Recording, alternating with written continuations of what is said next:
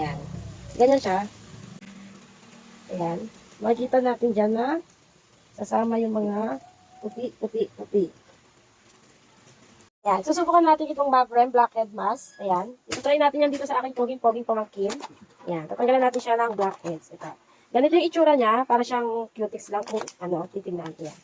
Ipapahid muna natin itong blackhead mask. Ito. So, may ilong niya.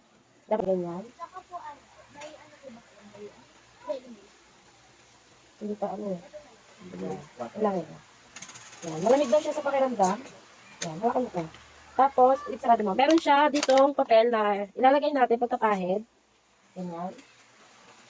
Idadry lang natin yan ng 5 minutes. Yan. Wait lang tayo ng mga 5 minutes bago natin siya hilahin. Para makita natin kung matatanggal yung kanyang blackhead. Yan. Tatanggalin na natin siya. Pag naramdaman yung tuyo na, tatanggalin na natin siya. Lapit ka, bis.